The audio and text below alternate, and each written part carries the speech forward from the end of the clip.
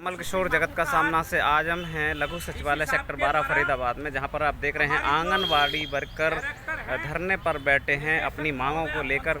और आप देख रहे हैं ऐसी धूप में जहां पर टेम्परेचर 35 डिग्री से ऊपर जा चुका है। आप देख रहे हैं ऐसी धूप में आंगनवाड़ी वर्कर यहाँ पर लघु सचिवालय सेक्टर 12 में अपनी मांगों को लेकर बैठे हुए हैं।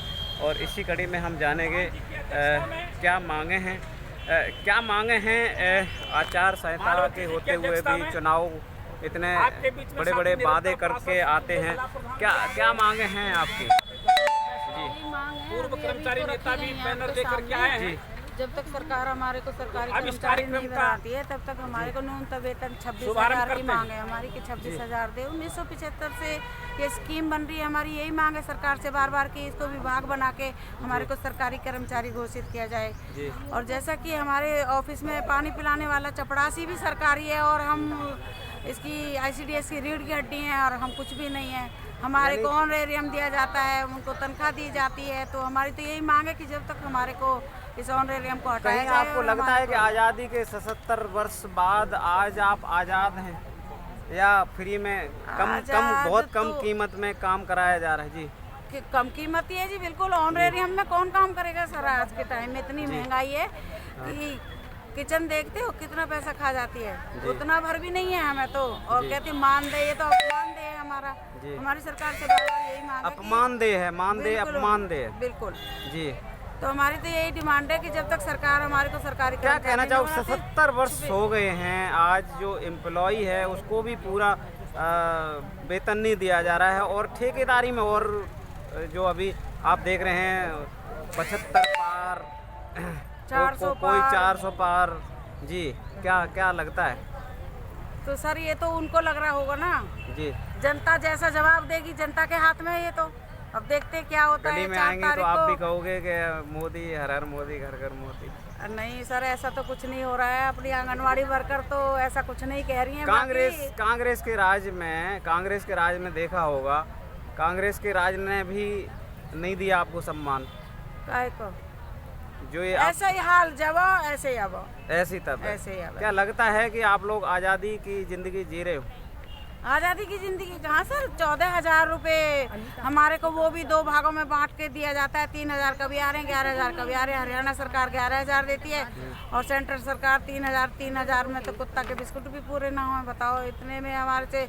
और कहती पोषण टैकर करो, ऑनलाइन काम करो, रजिस्टर 26 रजिस्टर दे रखे हैं। बताओ 14,000 में कितना काम करेंगे?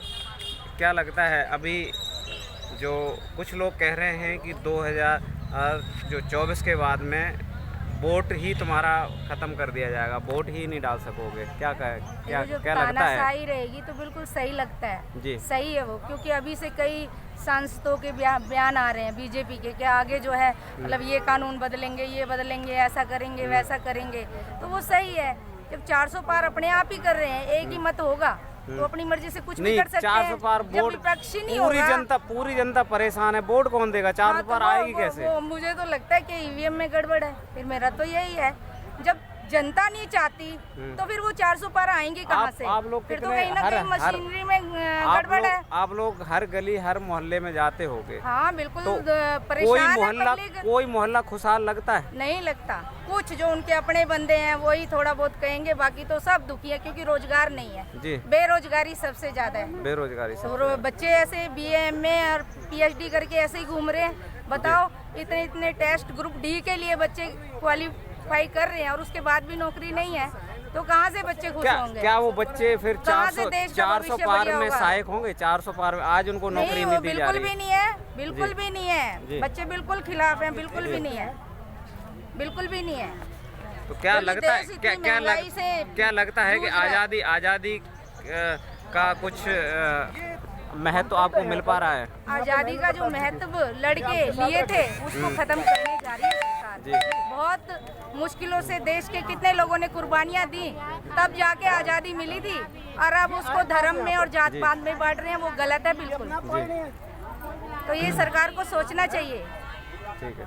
देश के हित की बात करनी चाहिए, देश में रोजगार मिलना चाहिए, महिलाओं का सम्मान होना चाहिए। और भी हैं, और भी लोग हैं, आप देख रहे हैं और भी लोग हैं यहाँ पर क्या लगता है कि आज क्या लगता है कि आज जी आज़ादी का महत्व मिल पा रहा है? आज़ादी का महत्व तो अब तो बिल्कुल नहीं मिल पा रहा। अभी कांग्रेस राज में भी आप ये झंडा और ये धरने पे बैठे रहे, उन्होंने भी नहीं कर पाए। कांग्रेस राज में और हमारी आज भी बीजेपी राज में भी आप धरने पे बैठे हो, क्योंकि अगर कांग्रेस कर देती तो आज आपको जरूरत ही नहीं थी, कांग्रेस वेतन दे देती। पहली बात तो देखो सर, कांग्रेस के राज्य में इस तरह की जो हमारी बीजेपी के राज्य में हड़ताल हुई है ना, इस तरह के रूप में कोई हड़ताल नहीं हुई।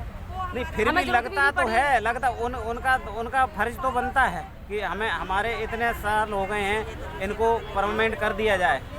बनता तो है लेकिन बनते नहीं है ना। हम 4 महीने तक हड़ताल पे बैठे। महिलाओं को जो रिजर्वेशन था उस हिसाब से नौकरी नहीं दी, आज ये 33% ला रहे हैं। समान काम का सरकार करती है, लेकिन औरतों को तो बिल्कुल समान वेतन नहीं है किसी भी।